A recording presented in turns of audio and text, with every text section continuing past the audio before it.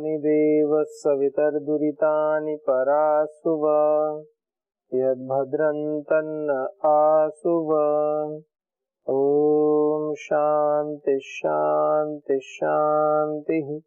ओम श्री परमात्मने नमः।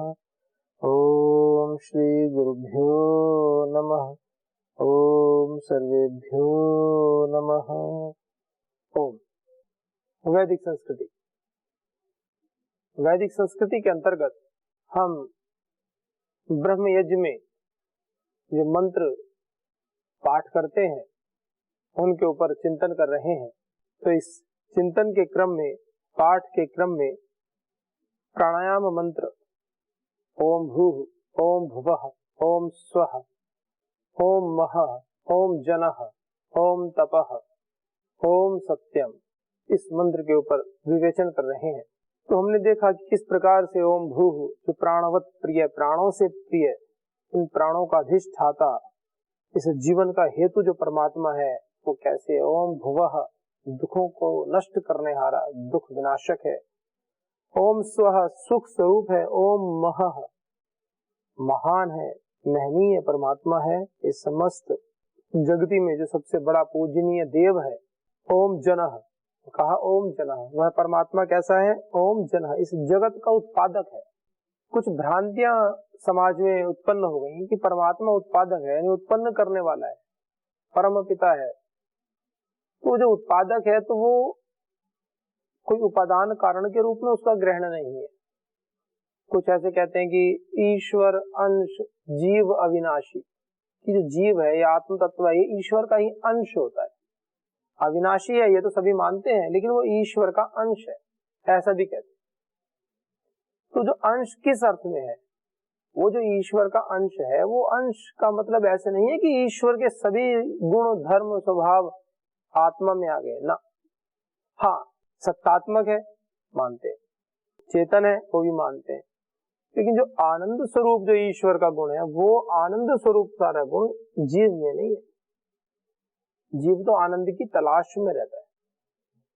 जब जब परमात्मा के सानिध्य में जीव होता है तब आनंद का अनुभव करता है। और भी बहुत सारे गुण, जीव की सामर्थ्य अल्प है, उसको अल्पज्ञ कहते हैं।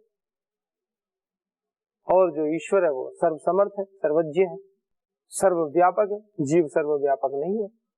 जीव तो एक अणु प्रदेश में रहता है, सूक्ष्म, लेकिन परमात्मा तो उस अणु, उस सूक्ष्म रूप से भी अत्यंत सूक्ष्म है, उस सूक्ष्मता में भी रहता है, जो जीव की सूक्ष्मता है उसमें भी रहता है। तो ऐसे एक अलग प्रकार से पूरा विवेचन किया है जीव के विषय में। परंतु अभी क्या कहा गया है, जीव और परमात्मा के विषय में जो विवेचन है वो विषय एक अलग है। उसमें आत्मा और परमात्मा में भेद के भी उपनिषदों में, वेदों में बड़े मंत्र आते हैं। द्वा सुपर्णा सयुजा सखायो परितम पिबंतो, ऐसे अलग अलग मंत्र के माध्यम से कहा गया है।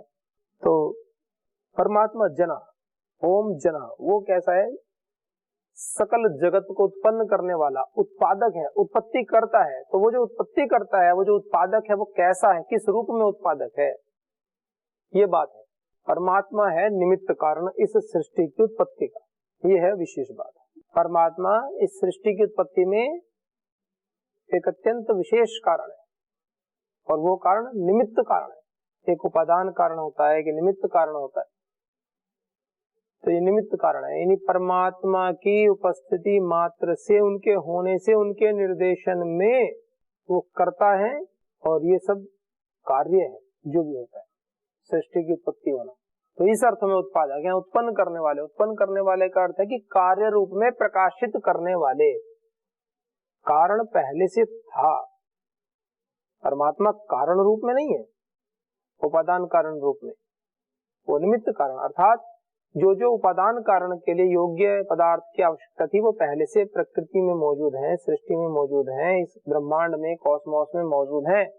परमात्मा की उपस्थिति से, संकल्प मात्र से, उनके नियमों के अनुसार वो चीजें फिर कार्य करती हैं, क्योंकि परमात्मा ईशन करने वाला है, नियंता है। जैसे कोई इंजीनियर है, और इंजीनियर कोई मान लीजिए रोबोट बनाता है, जो रोबोट बनाता है उसके जो रॉ मटेरियल लाता है, जो उपादान कारण है, वो इंजीनियर तो नहीं है ना उपादान कारण, उपादान कारण में तो वह कोई जो भी प्लास्टिक या स्टील का सामान लाएगा, इलेक्ट्रिक के कुछ उपकरण लाएगा, जिन उपकरणों का प्रयोग करके, जिन पदार्थों का, तत्वों का प्रयोग करके अमुक आकृति बनी है जिसको कि रोबोट कहते हैं, उसको बनाने में वह जो इंजीनियर है, वह जो अभियंता है, वह कोई उपादान कारण नहीं है, वह है निमित्त कारण। उसके ज्ञान से, उसकी सोच, उसके अप्रोच, उसका थिंकिंग प्रोसेस, वो सब निमित्त कारण, अर्थात वो करता है, करने वाला है, लेकिन उसी के ही शरीर के अंश का प्रयोग करके उसको बनाया जाए ऐसा नहीं है। ये बताना चाह रहे हैं, परमात्मा इस जगत का उत्पन्न करने वाला है, उत्पादक है, उत्पन्न करने वाला, प्रकाशित करने वाला, ऐसा है कि कारण रूप में पहले से ही सृष्टि विद्यमान थी और परमात्मा ने अपनी प्रेरणा से उसको फिर अभिव्यक्त कर दिया, ऐसे होता है। तो इस अर्थ में कहा है ओम जनः, वो सभी का उत्पादक है। और दूसरी व्याख्या क्या है कि जब हम परमात्मा के इस उत्पादक स्वरूप का चिंतन करते हैं तो मनुष्य के अंदर भी उत्पादक शक्ति होती है, समस्त समष्टि में उत्पादक शक्ति विद्यमान है, नहीं तो इस सृष्टि आगे बढ़ ही नहीं पाए। यदि उत्पादक शक्ति केवल परमात्मा में हो, मनुष्यों में ना हो, पशु पक्षियों में ना हो, जीवों में ना हो, तो कैसे बात आगे बढ़ेगी। तो इसलिए हमारी उत्पादक शक्ति भी अत्यंत शुद्ध बुद्ध होनी चाहिए। तो कहा परमात्मा समस्त जगत को उत्पन्न करने वाला इसका उत्पादक है, ऐसे कहा। और ओम तपः, और वह कैसा है, तपस्वी है, तप स्वरूप है, ज्ञान स्वरूप है। परमात्मा का तप कैसा होता है, कहते हैं ज्ञानमयम तपः। परमात्मा का तप कैसा है, ज्ञान पूर्वक तप, ज्ञानमय, ज्ञान में रमण करने वाला, ज्ञान में ही रहने वाला। तो परमात्मा ओम तपः ज्ञान स्वरूप है, ज्ञान दाता है, ज्ञान का देने वाला है। तपा केवल तपस्वी इस अर्थ में नहीं है कि ज्ञान स्वरूप भी है, ज्ञान का देने वाला भी है, और तपा और तपाता भी है। जो दुष्ट कर्म करते हैं, जो गलत कर्म करते हैं, जो नीच निंदित कर्म करते हैं, उनको तपाता है, उनको ताप देता है, उनको दंड देता है। तो ये तपा, ये परमात्मा का तपस्वी स्वरूप है, ज्ञानमय स्वरूप है, और तपाने वाला भी, तप स्वरूप। तो ये कहा संताप देता है दुष्टों को। जो गलत कर्म करने वाले लोग हैं, जो विधि का अतिक्रमण करते हैं, उन व्यक्तियों को वह ताप देता है, उनको दंड देता है।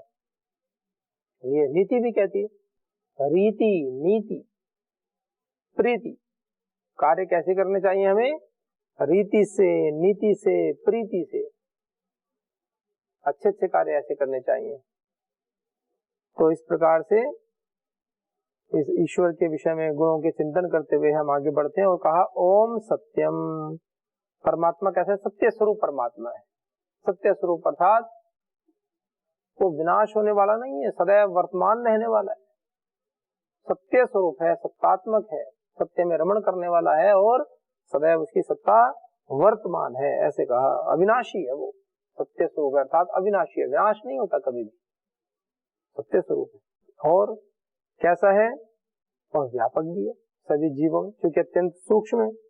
जो भी जीव है, प्रकृति है, इस संपूर्ण ब्रह्मांड में जितने भी तत्व हैं, चेतन है, जड़ है, जो भी है, छोटे हैं, बड़े हैं, स्थूल है, महत्त्व है, सूक्ष्म है, सभी में परमात्मा का वास है।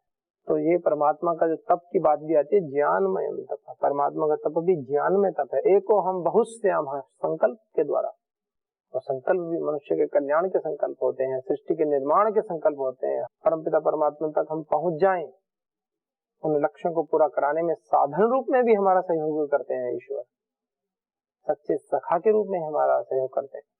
तो ऐसी हम प्रार्थना करते हैं कि परमात्मा इन सब कार्यों के माध्यम से क्या कहते हैं कि हमारी सारी शुद्धि हो जाए, हम छल, राग, द्वेष, पाखंड, अन्याय से दूर हट जाएं। और उससे क्या होगा, दूर हट जाते हैं तो दूर हटने से क्या होता है, हमारी इस पथ पर गति बढ़ जाती है, हम ईश्वर के पथ पर, परमात्मा के पथ पर आगे बढ़ते चले जाते हैं। और धीरे धीरे ये सब विकार युक्त जो भी अज्ञान जनित जो दोष है, जो विकार हैं, जो बंधन के कारण हैं, वो धीरे धीरे कटने लगते हैं, छटने लगते हैं, दूर हो जाते हैं। तो ये बहुत ही विशेष एक एक शब्द है। तैत्तिरीयारण्यक में ये कहाँ से लिया गया मंत्र है, तैत्तिरीयारण्यक।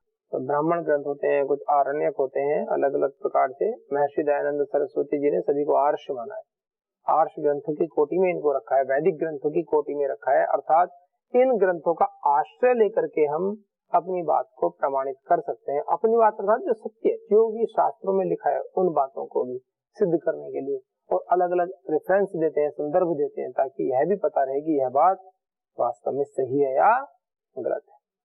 जैसे आजकल करते हैं ना, कोर्ट में कोई फैसला सुनाना होता है, कोई बड़ा ही टिपिकल केस आ जाए, तो मुकदमा आ जाए, तो क्या करेंगे न्यायाधीश, क्या करते हैं जब उनको फैसला सुनाना होता है ना, तो वो यह भी ध्यान रखते हैं कि इस प्रकार के केस में पहले जजों ने किस प्रकार के फैसले दिए, क्योंकि वो भी तो जज हुए हैं ना, वो भी तो न्यायाधीश हुए हैं ना, तो इसलिए उनकी भी स्टडी करते हैं, तो फिर समन्वय बना करके जो सत्य है उसका प्रतिपादन किया जाता है।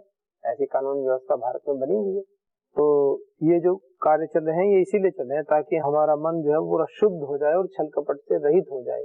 आंतरिक शुद्धि, बाह्य शुद्धि अब हम करते हैं आत्मिक, अपने अंदर की आध्यात्मिक। एक तो इंद्रिय के स्तर पर हो गई, एक शारीरिक स्तर पर हो गई, और एक अंदर। जैसे कभी कभी किसी को निद्रा आ जाती है, तो निद्रा आने में क्या होता है, एक आनंद तप है, तप स्वरूप परमात्मा है और तप देता है। तो तप क्या है, ब्रह्मचारियों के लिए क्या तप है, योगी जनों के लिए क्या तप है, तप की भी तो परिभाषा है। गृहस्थ का क्या तप है, वानप्रस्थ का क्या तप है, संन्यास आश्रम का क्या तप है। परमात्मा तो तप स्वरूप है ना, ज्ञान स्वरूप है, तप को देने वाला है, ताप भी देने वाला है, तप भी देने वाला है, तपाने वाला भी है। कभी कभी तपा करके उनको ठीक कर देते हैं, कभी दंड दे करके ठीक कर देते हैं, प्रीति, रीति, नीति इनके माध्यम से कर देते हैं। रीति यानी तरीका, प्रीति अर्थात प्रीति पूर्वक, प्रेम पूर्वक, उसके प्रति सम्मुख व्यक्ति के प्रति यदि कोई गलती की भी है तो कोई द्वेष भावना न उत्पन्न हो, प्रीति उनके सुधार की भावना से कहा जाए। रीति विधि पूर्वक कहा जाए, शब्दों का चयन, आपकी भाव भंगिमाएं ठीक ठीक होनी चाहिए। और फिर आता है नीति, फिर नीति का भी सहारा लेना चाहिए, नीति को भी आवश्यक कहा गया है। लेकिन इन सभी कार्यों के मूल में जो भावना है वो है मनुष्य के कल्याण की। ये बात हमें विशेष ध्यान रखनी है। किसी के द्वेष की भावना, किसी को पीछा दिखाने की भावना नहीं है, उनके भी कल्याण की भावना साथ में ही निहित है, ऐसा बताना चाहते। फिर इसके बाद मंत्रों के क्रम में अघमर्षण मंत्र आते हैं। अघमर्षण, अघ कहते हैं पाप को, केवलाघो भवति केवलादि मंत्र पाठ करते हैं ना। ओम मोघमन्नम विन्दते अप्रचेताः सत्यम ब्रवीमि वदित सतस्य नार्यमणं पुष्यति नो सखायम केवलाघो भवति केवलादि। केवल अघ, जो लोग, ऐसा अर्थ है इस मंत्र का कि जो लोग अकेले अकेले भोजन करते हैं वो मानो साक्षात पाप खा रहे हैं, ऐसे केवल अघ भवति केवलादि। जो केवल खाने वाले हैं, अधभक्षण है, जो केवल भोजन करने वाले लोग हैं, जो केवल अपने तक ही संतुष्ट रहते हैं, समाज से, संसार के अच्छे कार्यों से, गरीबों से उनको कोई मतलब नहीं है, वो लोग केवल पाप का सेवन करते हैं। तो इसको कहा अघमर्षण। और ये मंत्र है अघ, उस पाप को खाने वाले, अर्थात उस पाप से हमें बचाने वाले, हटाने वाले, ये मंत्र है अघमर्षण। अघ का मर्षण करने वाले, शांत करने वाले। क्या कहा मंत्र में, ओम ऋतंच सत्यंचाभिधातप्सो अध्यजायत ततो रात्रि अजायत तथा समुद्रो अर्णवः। ओम ऋतंच सत्यंचाभिधात, ऋतम ये ऋत है, ये क्या बताया जा रहा है, ये ऋत, ऋत अर्थात परमात्मा ने इसमें ऐसा कहा गया कि किस प्रकार से समष्टि की रचना हुई, और ये इंडिकेशन है किसी चीज की रचना को बताने के लिए कि परमात्मा की, और इसमें परमात्मा की महिमा का भी वर्णन है, किस प्रकार से परमात्मा का स्वरूप क्या है, वो कितना विशाल है, कितना शक्तिशाली है, कितना संपन्न है, इसका वर्णन करते हुए। और इन मंत्रों में पाप का नाश किया गया। पाप का नाश कैसे हो रहा है, जैसे कहा कि ओम ऋतंच सत्यंचाभिधातपसोगी, परमात्मा ने जो सत्य स्वरूप परमात्मा है, जो सदैव दिव्य पथ पर चलने वाले परमात्मा है, जिसके अंदर अनंत ज्ञान सामर्थ्य है, वह जो परमात्मा है वह कैसे है, और सत्यम से, और वो सत्य भी है। अर्थात जितना भी सत्तात्मक जगत है, जैसे सत्व रजस तमस से मिलकर बना है, और जिसमें भी अव्याकृत सत्य प्रधान, स्थूल भूत, सूक्ष्म भूत आदि, मतलब ये कहा कि हितंच सत्यंचाभिधात पशु अध्यजायत, अभिधात पशु अभिधात पशु अध्यजायत, अभिधात तपसो। तो जो है ना, अभिधात तपस कहते हैं कि जो भी एक तो तप होता है कि जो व्यक्ति का वैयक्तिक तप होता है, एक तप होता है जो ईश्वरीय तप होता है, ईश्वर के तप से, ईश्वर की संकल्प शक्ति से, ईश्वर के एक नियमों के अनुसार अभिधात जो तप से, उनके तप से जो विशेष है, अपने अनंत सामर्थ्य से परमात्मा ने अपने तप से, अपने अनंत सामर्थ्य अभिधात तप से, भीषण तप से, अनंत सामर्थ्य से अध्यजायत उत्पन्न कर दिया। ऋतंच सत्यंच है, उसी प्रकार से सत्य को, उसी प्रकार से हरित को, ऐसे बता दिया। जो भी त्रिगुणात्मक है, सत्व रजस तमस, सबका परिगणन इसमें कर लिया है। फिर क्या क्या ये सब होने के बाद में फिर क्या, ततो रात्रि अजायता, तो फिर क्या क्या, रात्रि अजायता, रात्रि उत्पन्न हुई। रात्रि का कुछ लोग ऐसे कहते हैं, जो प्रलय वाली जो महारात्रि होती है, बहुत कई चतुर्युगों के बाद में आती है, ऐसे हजारों चतुर्युगों के बाद में प्रमाण से जिसको रात्रि का वर्णन कहा जाता है, वो वाली रात्रि आ गई। तो रात्रि अजायत है, रात्रि उत्पन्न हुई। तथा समुद्रो अर्णव, और फिर क्या हुआ, समुद्रो अर्णव, समुद्र और अर्णव, ये जो विशाल भूमिखंड पर जो जल सागर दिखते हैं, इनको कहते हैं कि समुद्र, ये जो धरती पर पाए जाते हैं। और अर्णव जो आकाश में रहते हैं, जो हमें ये तरस रेणु के रूप में आकाश का रंग नीला क्यों दिखाई देता है, 7वीं 8वीं कक्षा में जब थे तो वहां पर आचार्य जी पढ़ाते थे हिस्ट्री में, और ये सब जो भी विषय लगे हुए थे अलग अलग सोशल साइंस आदि, अलग अलग कार्यों में अलग अलग प्रसंग से चीजें पढ़ाते रहते थे। तो उसमें जो है ये विषय आए सारे कि किस प्रकार से समुद्र क्या है, अर्णव क्या है, और विज्ञान में भी आते हैं विषय। अर्णव किसको कहते हैं, अर्णव, तो ये जो विशाल समुद्र, जो ये छोटे छोटे तरस रेणु, समस्त वायुमंडल में आकाश का रंग नीला क्यों होता है, ऐसे प्रश्न आते। तो बताओ क्यों नीला होता है, वहां कोई पेंट कर दिया ऊपर जाके, ऊपर क्या है, कुछ है ही नहीं, स्पेस है, आप जाओ, जाते चले जाओ। वायुमंडल भी कुछ दूरी तक ही है। ये जो घर्षण आदि होता है, रेजिस्टेंस होता है वायु में, ये भी पृथ्वी की सरफेस के थोड़ा सा ऊपर जाओगे तो जाने के बाद एक पर्टिकुलर लिमिट ऐसी आती है जहाँ वायु भी समाप्त हो जाती है, फिर आगे वैक्यूम ही बचता है पूरा निर्वात, वहां कोई घर्षण भी नहीं होता। वहां चाहे आप 1 किलोमीटर प्रति घंटे की रफ्तार से जाओ, चाहे 1000 किलोमीटर प्रति घंटे की रफ्तार से रोकते में बैठ कर जाओ, आपको हवा का कोई अनुभव नहीं होता है, क्योंकि वहां हवा है ही नहीं, वायु है ही नहीं। जब वायु नहीं है तो रेजिस्टेंस हो गई कैसे। तो कहा कि तथा समुद्रो, और तथा उससे फिर क्या हुआ, समुद्रो, समुद्र की उत्पत्ति हुई, अर्णव, अर्णव की। अर्थात क्या बताया कि जैसे जैसे प्राचीन कालों में पूर्व में जो सृष्टियां उत्पन्न हुई, उसी क्रम को बता रहे हैं कि हितंच सत्यंचा विद्धात तपसो धिजायते ततो रात्रि जायते तथा समुद्रो अर्णव। उससे फिर जो है ना, रात्रि दिन रात उत्पन्न हुए, और उसके बाद में जितना भी जल जगत है, समस्त जल जगत भूमंडल में जितना भी है, वो सारा का सारा जैसे पहले था वैसे ही उत्पन्न हुआ। फिर का ओम समुद्रात तरणवाद दधि संवत्सरो अजायत अहोरात्राणि वेदाधत विश्वस्य मिश्रतो वशी, विश्वस्य मिश्रतो वशी, संपूर्ण विश्व को, संपूर्ण मानव जाति को, संपूर्ण जितनी भी जातियां हैं, मनुष्य जाति हो, पशुओं में कोई जाति हो, जैसे पेड़ पर्वत पठारी क्षेत्र, जो भी संपूर्ण ब्रह्मांड, कहा कि विश्वस्य मिष्टोवसी, इसको पूर्ण रूप से परमात्मा आप ईशन करने वाले हो, इसको वश में करने वाले हो, और ये आपने रचे हैं। अहोरात्रि विदधत विश्वस्य मिष्टोवसी, हे विश्व के धारण करने वाले, हे संपूर्ण समष्टि के नियंता है परमात्मा। तो परमात्मा के विषय बता रहे हैं, क्या समुद्रात अर्णवादि, समुद्र अर्णवादि सब जितने भी थे, जल सागर महासागर, कहते हैं कि महासागर, सबसे बड़ा महासागर जल का कहाँ पर है, अंतरिक्ष में। तो का समुद्रात अर्णवादि संवत्सरो अजायत, संवत्सर जो काल क्रम घटनाएं होती है ना, काल आदि, ये सब इनकी रचना की गई है। इन सबको जो है, जैसे पहले तो अहोरात्राणि विदधत, अहोरात्राणि, अहो अहन, और रात्रि यानी दिन रात, संवत्सर का अर्थ काल आदि, जो भी चीजें थी वो परमात्मा ने, जो सृष्टि के प्रलय के बाद की अवस्था होती है सर्ग, और प्रलय के बाद फिर सर्ग के बाद फिर प्रलय होती है। तो ये कह रहे हैं कि जैसे भी ये सृष्टि के सृजन का और प्रलय का जो क्रम है ना, वो क्रम सदैव एक सही रहा है। जैसे जैसे पूर्व काल में भगवान राम कृष्ण हुए, और उनसे पहले भी महर्षि पाणिनि पतंजलि हुए हैं, ये जो भी है महर्षि पाणिनि पतंजलि, भगवान योगेश्वर कृष्ण, भगवान राम, और पूर्व में आदि अंगिरा ऋषि आदि जो हैं, जिनके हृदय स्थान में परमात्मा ने वेदों का प्रकाश किया, ये जो लंबी परंपरा हमारी चली आ रही है ऋषियों की, तो कहा वो सारी परंपरा भी जैसे पहले से चली आई है वैसे ही चली आ रही है। मूल प्रकृति संबंधी जितने भी विषय हैं वो जैसे पूर्व कल्पों में रचे हुए थे, बने हुए थे, ऐसे ही इस कल्प में भी है।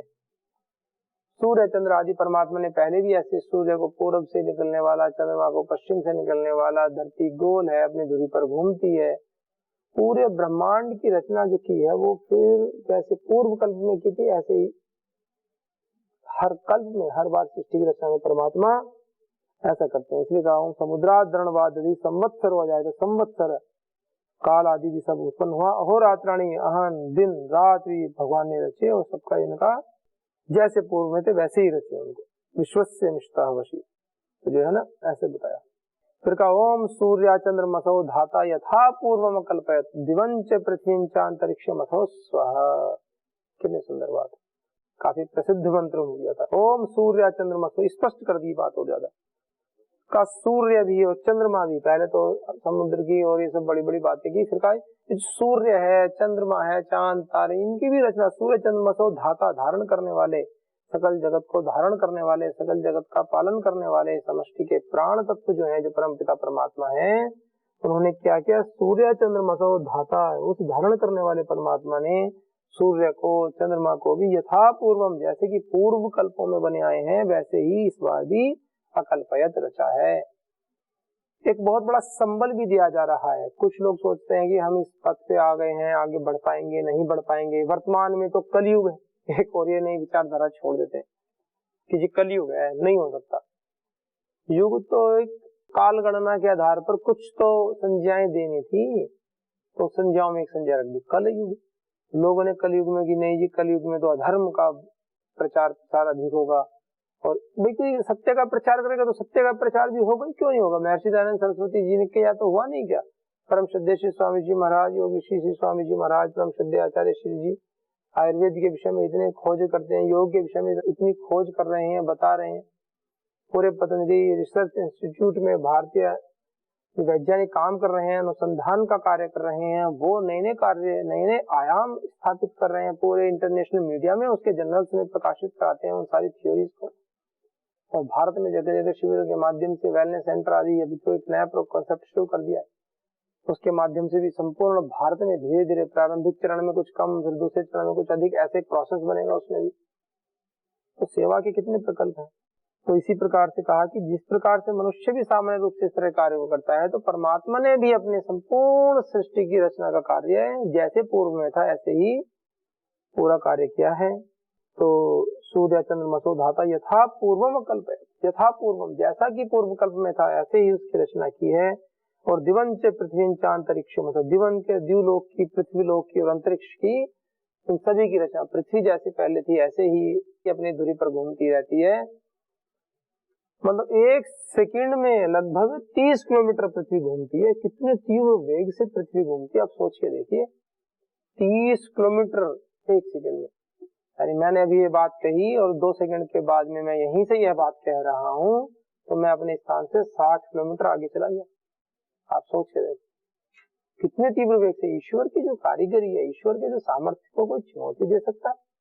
और ये केवल पृथ्वी नहीं घूमती, पृथ्वी के साथ जो वायुमंडल है वो भी घूमता है पूरा, जहां तक जो वायुमंडल है वो घूमता है, फिर उसके बाद में स्पेस। कितना बड़ा विज्ञान है। नहीं तो पृथ्वी के ऊपर जैसे पेड़ पौधे लगे हैं और पृथ्वी बहुत तेज वेग से घूम जाए और बाहर वातावरण वायु भी है, तो घर्षण से सारे पेड़ पौधे जल जाएंगे सारे। तो कितनी महिमा परमात्मा की है इन अघमर्षण मंत्रों से। अघमर्षण, तो इन मंत्रों से हमारे पाप कैसे दूर हो जाएंगे, हमारे पाप ऐसे दूर हो जाएंगे, अघ यानी पाप, क्योंकि जब हम देखेंगे परमात्मा की महिमा को, परमात्मा की न्याय व्यवस्था को, इस संसार समष्टि की व्यवस्था को, तो हम इस जीवन के शाश्वत सत्य को पहचानेंगे, शाश्वत सत्य को जानेंगे। हमें पता रहेगा कि मनुष्य का जीवन तो अनादि है, अनंत है, इसका कोई भी पार नहीं है। आत्मा अनादि है, अनंत है। परमात्मा की व्यवस्थाएं, इतनी विशाल व्यवस्थाएं भी अनंत है, और वो क्यों है, मनुष्य के कल्याण के। कितना सुंदर इसमें लिखा है कि रित सत्य से ही तूने संसार को बनाया, तेरी ही दिव्य कौशल है सिंधु ने लखाया, तेरा ही दिव्य कौशल है सिंधु ने लखाया, पहले के कल्प जैसे रविचंद्र को रचाया, दिन रात पक्ष संवत मय काल को सजाया, जब अंतरिक्ष धरणी सब नेम पर टिकाए, तू रम रहा सभी में तुझ में सभी समाए, तू रम रहा सभी में तुझ में सभी समाए। ओम शांति शांति शांति। ओम श्री परम ऋषिभ्यो नमः। ओम श्री गुरुभ्यो नमः। ओम सर्वेभ्यो नमः।